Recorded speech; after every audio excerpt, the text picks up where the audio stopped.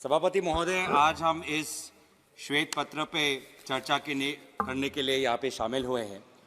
और सर, ये सरकार इवेंट मैनेजमेंट में माहिर है और इवेंट मैनेजमेंट का एक उदाहरण आज हमें देखने को मिला, क्योंकि ये श्वेत पत्र एक श्वेत पत्र नहीं है, एक इलेक्शन स्टंट है, एक चुनावी एक ड्रामा है। ये अपने सरकार के जितने भी विफलताएं हैं उसको छुपाने का ये बहुत एक प्रयत्न है, एक साजिश है। लेकिन लोग इस साजिश में पड़ने नहीं वाले। लोग आपके श्वेत पत्र पे विश्वास नहीं करते, शायद आप ही के दल के सदस्य विश्वास नहीं करते, इसीलिए आज कोरम भी नहीं था, लोग बाहर चले गए, क्योंकि ये बातें ना सिद्ध हुई है ना प्रमाणित हुई है। और बार बार ये 10 साल से ये बार बार लोगों के सामने ये अपने झूठे अफवाहें लेके जाते हैं।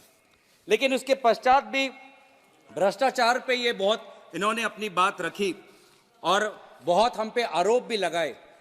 तो सर, जिस प्रकार से आज ये 10 साल से काम कर रहे हैं, अगर भ्रष्टाचारियों को किसी ने पनाह दिया है तो आपकी सरकार ने दिया है। अगर भ्रष्टाचारियों को किसी ने पनाह दिया है तो आपके दल ने दिया है। अब मैं भी सत्ता पक्ष के तरह कुछ मैं उदाहरण लेना चाहूँगा। महाराष्ट्र, सर, महाराष्ट्र तो एक आदर्श, एक इनका एक उदाहरण है कि किस प्रकार से भ्रष्टाचारियों को पनाह देते हैं। मुझे तो कभी कभी अफसोस महसूस होता है, महाराष्ट्र के इनके एक सांसद हैं डॉक्टर किरीट सोमैया, बहुत उन्होंने आवाज़ उठाई भ्रष्टाचारियों के खिलाफ, लेकिन मुझे भी दुख होता है आज जिनके खिलाफ उन्होंने आवाज़ उठाई, आज उनके दफ्तरों में जाकर सलाम करना पड़ता है। सर, एक महाराष्ट्र के एक नेता हैं जो पहले शिवसेना और कांग्रेस के थे, उन पे 300 करोड़ का मनी लॉन्ड्रिंग का चार्ज लगा था। इन्फोर्समेंट डायरेक्टरेट ने उन पे मनी लॉन्ड्रिंग का केस लगाया था अविग्न ग्रुप को लेके। लेकिन वे व्यक्ति जब वो अपने दल को भाजपा के साथ 2019 में शामिल किए तो वही का वही ईडी का फाइल बंद। सर, एक और उदाहरण देता हूं पश्चिम बंगाल का। नारधा को लेके इन्होंने बहुत से एक स्टिंग ऑपरेशन वहां पे बहुत चर्चित हुई थी। नारधा को लेके इन्होंने बड़े नेताओं का नाम लिया था, पर एक विशेष नेता जब बीजेपी में शामिल हो जाता है और उनके विधायिनी दल का सभापति बन जाता है तो उस पे नारधा का जो कलंक उसका साफ हो जाता है। असम में, सर, असम में इन्होंने 2015 में एक बीजेपी ने एक बुकलेट निकाला था, saga of scams. Saga of scams में एक विशेष व्यक्ति का उन्होंने उल्लेख किया था जो लुइस बर्जर इंटरनेशनल स्कैम के साथ, वाटर सप्लाई स्कैम के साथ एक विशेष व्यक्ति का नाम इन्होंने लिया था। कहा था कि जब उनकी सरकार आएगी तो उस विशेष व्यक्ति पर बहुत वो जुल्म करेंगे, उस पर जेल में जाएंगे। और हुआ क्या, वो विशेष व्यक्ति आज इनके दल में शामिल होके अब असम का मुख्यमंत्री बन गया। आज ऐसा हो रहा है सर। आज सर, छत्तीसगढ़ में जब इनकी सरकार थी, छत्तीसगढ़ में जब इससे पहले जब डॉक्टर रमन सिंह जी की सरकार थी, तो ये बहुत कहते थे उस समय कि हम काला धन का पैसा बाहर से वापस ले आएंगे। लेकिन पनामा पेपर्स में जब उस समय के छत्तीसगढ़ मुख्यमंत्री के बेटे का नाम उल्लेख हुआ तो पनामा पेपर्स सब ये भूल गए। मेघालय में सर दुख होता है सर कि कभी कभी गृह मंत्री अमित शाह जी को भी अपने बातों को उनको शायद कभी कभी व्यक्त करते हुए शायद उनको भी अफसोस होता है कि उनके मुंह से क्या शब्द निकल गया। क्योंकि हाल में ही जब मेघालय में जब चुनाव हुआ तो गृह मंत्री अमित शाह जी मेघालय जाके बोलते हैं कि वहां की सरकार दुनिया में, देश में सबसे भ्रष्ट सरकार है। और फिर क्या हुआ, जब चुनाव में देखा कि भाजपा को कोई एक विधायक मिला तो उसी सबसे भ्रष्ट सरकार में ये शामिल हो गए। सर, मणिपुर में अफसोस है कि मुख्यमंत्री के कार्यालय से एक ड्रग से जुड़े हुए एक मुजरिम को रिहाई करने का निर्देश मणिपुर में निर्देश जाता है मुख्यमंत्री के कार्यालय से। कर्नाटक में सर, इनकी 40% की सरकार थी। कर्नाटक के जो प्रजा थी जागरूक हुई और सरकार को उखाड़ फेंका। बार बार ये विभिन्न जो यूपीए के टाइम में सीएजी रिपोर्ट के आधार पे जो कुछ अलग अलग अफवाहें निकलती थी उस पर ये बात बहुत आपत्ति जताते हैं। लेकिन मैं ये पूछना चाहता हूं कि कुछ महीने पहले सीएजी ने एक रिपोर्ट निकाला था कि द्वारका एक्सप्रेसवे को लेके बहुत वहां पे कॉस्ट ओवररन हुआ। तब तो सीएजी रिपोर्ट पर आपने कोई एक्शन नहीं लिया। रिपोर्ट में आया, एक दूसरे रिपोर्ट में सर आयुष्मान भारत को लेके कि किस प्रकार का आज भ्रष्टाचार आयुष्मान भारत में हो रहा है सर। आयुष्मान भारत में ऑडिट में लिखा गया कि लगभग 7.5 lakh beneficiaries have been registered with the same mobile number और कोई इन्वेस्टिगेशन नहीं। 7.5 lakh people have been registered with the same mobile number और ये सरकार सो रही है। वही रिपोर्ट में लिखा है कि लगभग 88,000 लगभग 90,000 लोग जो मर चुके हैं उनके नाम पर क्लेम जा रहा है और उस पर कोई कार्रवाई नहीं। ये लोग सो रहे हैं सर। और भी मैं उसके उदाहरण देना चाहता हूं सर, किस प्रकार का इनका वॉशिंग मशीन काम करता है। मैं नाम नहीं लेना चाहूंगा कि सर अगेन दोबारा महाराष्ट्र में आता हूं। महाराष्ट्र में सर एक पब्लिक ट्रस्ट महिला उत्कर्ष प्रतिष्ठान, इसको लेकर ईडी ने ये चार्ज दिया कि ये मनी लॉन्ड्रिंग का एक जरिया बन गया और उस ट्रस्ट को लेके जिस पर पहले ईडी कार्रवाई कर रही थी, जब वो शिंदे कैंप में उस सदस्य का शामिल हो जाता है तो ईडी का फाइल बंद। सर ऐसे ही शिंदे कैंप में बहुत से लोग हैं, मैं अगेन नाम नहीं लेना चाहूंगा, लेकिन एक फॉर्मर चेयरमैन है बीएमसी पे, उन पे भी ईडी का foreign exchange management act FEMA के तहत उन पे कार्रवाई चल रही थी। लगभग उनके जो बांद्रा में जो उनकी फ्लैट थी ईडी ने जब्त कर ली। नियरली 40 उनके प्रॉपर्टी पे कार्रवाई चल रही थी। जब वो बीजेपी के साथ शिंदे कैंप में चले जाते हैं कार्रवाई बंद। वैसे ही एक विधायक है जो टॉप्स ग्रुप के साथ जुड़े हुए हैं, उनको ईडी ने चार्ज किया कि लगभग 7 करोड़ का फायदा हुआ है, किकबैक मिला है एमएमआरडीए में, लेकिन वे भी जब बीजेपी के साथ शामिल हो जाते हैं तो ईडी पे बंद। तो ये किस हैसियत से बोल रहे हैं कि ये भ्रष्टाचार के खिलाफ है? किस हैसियत से ये बोल रहे हैं कि ना खाऊंगा ना खाने दूंगा? जो भी खाता है बीजेपी में शामिल हो जाता है, जो भी खाता है बीजेपी का सदस्य बन जाता है। बीजेपी पनाह दे रही है। बीजेपी ने एक आश्रम खोल रखा है भ्रष्टाचारियों के लिए और सबसे ज्यादा अमीर लोगों के लिए।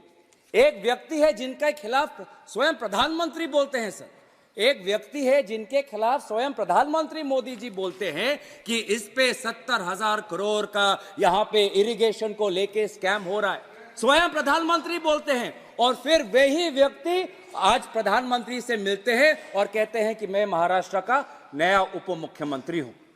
ये हो रहा है सर। 70,000 करोड़ का ये भ्रष्टाचार का आरोप लगाते हैं। अरे हमने तो किसानों का 70,000 करोड़ का कर्जा माफ किया था, आपने तो एक विशेष भ्रष्ट से लिप्त हुए एक व्यक्ति का 70,000 करोड़ आपने माफ किया हुआ है सर। तो सर बार बार ये ईडी को लेके, ईडी सर आज बीजेपी का एक दूसरा अंग बन चुका है। ईडी को लेके सर आज हम ये देख रहे हैं कि किस प्रकार का मिसयूज ये ईडी के खिलाफ कर रहे हैं। ईडी का काम है भ्रष्टाचारियों को पकड़ना, लेकिन आज इन्होंने काम कर दिया है कि ईडी के द्वारा लोकतंत्र और विपक्ष की आवाज को कैसे कुचला जाए और बीजेपी में भ्रष्टाचारियों को कैसे शामिल किया जाए। ईडी इनका विशेष अस्त्र है। आज सुप्रीम कोर्ट में एक एफिडेविट में लिखा है, a clear trend of using ED raids as a tool of harassment has been indicated. The action rate on complaints filed pursuant to raids. कौन सा नियम है? बीजेपी पार्टी का नाम लेने के लिए इनको नोटिस देना होगा सर। ये सभापति महोदय, मेरी सरकार के ऊपर आज एफिडेविट पे आपने जो आपने नोटिस दिया सर, आपने कांग्रेस का नाम लिया, आपने नोटिस दिया क्या? आपने नहीं दिया ना, बैठ जाइए, बैठ जाइए। आपने खुद नहीं किया, नहीं किया, आपकी पहले गलती नियम है। खुद पालन करिए, फिर नियम सिखाइए। आपने नहीं चलिए किया, वो ठीक आपकी है, गलती थैंक यू है। सर, धन्यवाद लेकिन सभापति कानून महोदय। यही है। मैं आगे बढ़ता हूँ। आज एक clear trend of using ED raids as a tool of harassment has been found. What is the action rate on raids in 2005 to 14 was 93%. Now the action rate on raids has reduced to 29%. मतलब ये सारे raids जो कर रही है ED सारे से ज्यादा politically motivated. Only 23 convictions under the PMLA Act have been secured. Even the number of cases registered by the ED under the PMLA have risen exponentially. 2013 में 209 और 2021 में 1180, लेकिन कन्विक्शन इतना कम क्यों? क्योंकि ये सारे रेड्स पॉलिटिकली मोटिवेटेड। इस ईडी पे खुद अब सुप्रीम कोर्ट टिप्पणी दे रही है। सुप्रीम कोर्ट क्या कहती है? अगस्त 23, 2023 को the court stated that ED can not act as a law unto itself. October 4, 2023 ED supreme court ED पे क्या कहती है? The probe agency cannot be vindictive and must be seen to act with highest degree of fairness. Sir ये मैं नहीं कर रहा, court कह रही है ईडी पे, और ये बोलते हैं कि ये भ्रष्टाचारी के खिलाफ है। सर ये अगर ईडी का काम करते, ईडी को काम करने देते, तो जो भी लोग आज विदेश में फरार हो चुके उनको आज ये पकड़ते। सर विदेश में लगभग ऐसे 31 लोग हैं सर, 31 ऐसे लोग हैं जिन्हें 40,000 का कर्ज, 40,000 का कर्ज है, आज उनको ईडी पकड़ नहीं रही। उसमें से कौन है? उसमें से पहले हैं हमारे नीरव मोदी जी। नीरव मोदी जी पे नीरव मोदी 12,000 करोड़ का फ्रॉड है, उनको ईडी नहीं पकड़ रही। विजय माल्या पर 9,000 का उन पर फ्रॉड है, उनको नहीं पकड़ रही। मेहुल भाई तो आपके प्रधानमंत्री के करीब है, मेहुल भाई पे भी आज 12,000 का ये उन पे भी फ्रॉड है। जतिन मेहता विंसम डायमंड, हीरे के वित्त मंत्री ने हीरा का उल्लेख किया था, तो एक विंसम हीरा है। एक सर बोलने दीजिए, मेरे पास पार्टी का समय है सर। जतिन मेहता जो विंसन डायमंड्स हैं, 7,000 करोड़ ऊपर कर्ज है, फ्रॉड है, नहीं पकड़ते। ललित मोदी 125 करोड़ का आज उन पे फ्रॉड है, नहीं पकड़ते। स्टर्लिन बायोटेक के चेतन संदेशारा, नितिन संदेशारा 5,000 करोड़ का फ्रॉड है, नहीं पकड़ते। आशीष जोबान पूतरा एबीसी कॉर्डस्पिन के मालिक हैं, 770 करोड़ का उन पे फ्रॉड है, नहीं पकड़ते। डायमंड ट्रेडर रितेश जैन, समाप्त कीजिए सर, बोलने दीजिए सर। आज इन्होंने जो काला वाइट श्वेत पेपर निकाला है, उसके खिलाफ जो हमने काला पेपर निकाला है, उसके थोड़ा विवरण करने दीजिए। सत्ता पक्ष को डरने की जरूरत नहीं है। नीलेश परीख गणेश ज्वेलरी 2022 करोड़ पर का फ्रॉड है, उसको आज नहीं पकड़ते। तो ये है बीजेपी सर। जितने भी अमीर है जिन्होंने भ्रष्टाचारी किया हुआ है, जाओ विदेश जाओ। अगर मोदी जी इतने बड़े विश्वगुरु हैं, आज मोदी जी अगर इतने बड़े दुनिया में उनकी ताकत है, तो ये विदेश में छुपे हुए लोगों को वापस क्यों नहीं लाते? इन वापस क्यों नहीं ला सकते? सर मुझे और 5 मिनट दीजिए। 5 मिनट नहीं होगा सर, आप क्यों कैसे आवाज बंद? हमारे पार्टी का समय है, आप हमारे पार्टी पे हम पे छोड़ दीजिए सर। अगर मोदी जी इतने बड़े विश्वगुरु हैं, तो ये जो बाहर जो लोग हैं जिन्होंने 40,000 करोड़ लूटा हुआ है, उसको क्यों नहीं ला सकते? अडानी को लेकर सर अब मैं बोल दूंगा, मुझे 5 मिनट दीजिए। आज मेरे पास पार्टी का टाइम है सर, मेरे पार्टी का टाइम है सर। अभी तक हमारे पहले स्पीकर ने 20-25 मिनट लिया। बहुत अडानी है, अडानी परिवार, अडानी परिवार। आप कंक्लूड कीजिए। आपने जैसे अडानी, आपने जैसे परिवार का नाम लिया, तो मैं भी अडानी परिवार का नाम ले रहा हूँ। अडानी परिवार आज धारावी में रीडेवलपमेंट प्रोजेक्ट करता है, धारावी में रीटेंडर प्रोजेक्ट करता है। 2,000 करोड़ से कम उन्होंने बिड किया, उनको धारावी प्रोजेक्ट मिल जाता है। ये कैसे होता है सर? आज अडानी परिवार से क्या करते हैं? अडानी परिवार के कंपनी में फाइनेंशियल टाइम्स सर, मेरे पास पार्टी के पास टाइम है, 10 मिनट ही बोला सर, आप आवाज नहीं बंद कर सकते। अगर पूरे पार्टी का वो हम पे छोड़ दीजिए सर, वो हमारे पार्टी पे छोड़ दीजिए, हमारे पार्टी पे छोड़ दीजिए, 15 मिनट मेरे पार्टी पे बोलिए। अडानी परिवार में एक चाइनीज है, उन्होंने 12,000 करोड़ कोयला का ओवर इनवॉइसिंग किया है। उस 12,000 कोयला का इनवॉइसिंग पे आज हमारे देश के ग्राहक, आज बिजली का भाड़ा बढ़ चुका है, उस पे कोई कार्रवाई नहीं होती। क्या आज अडानी परिवार पे जब भी अडानी परिवार का मोशन या रिजोल्यूशन सर, मेरा टाइम नहीं, मोशन और रिजोल्यूशन जिस विषय पर है हमारे वही बात करेंगे। टाइम है, नहीं कटना चाहिए। 59 पेज का जो ये व्हाइट पेपर है सर, उसमें संदेशारिया कहाँ है, विजय माल्या कहाँ है, ठीक है, उसमें अडानी कहाँ है, उसमें अंबानी कहाँ है। जैसे कि मैं कह रहा था तो सारे कि अडानी परिवार पे आज एसबीआई की बात करते हैं। अडानी परिवार का नाम बोलता हूं, $1 बिलियन का लोन मिलता है ताकि वो कोयला ऑस्ट्रेलिया से ले, तब इनको कुछ नहीं पता है सर। मैं दूसरा नाम पुकारता हूं, कंट्रोल कीजिए सर। बस मुझे और 2 मिनट लीजिए। राजीव रंजन सिंह जी, ठीक है, थैंक यू। राजीव रंजन जी,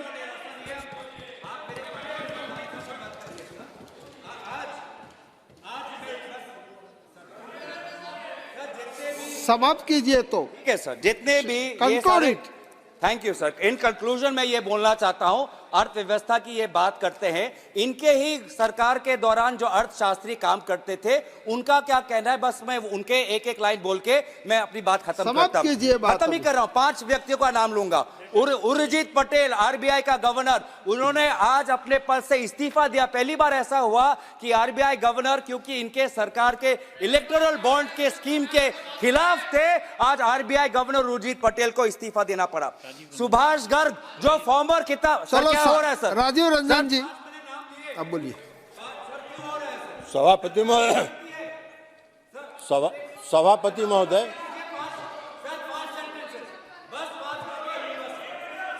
नहीं खत्म हो गया, आप बोलिए। सभा एक बार मैंने उनको बिठाया। राजीव रंजन जी आप बोलिए।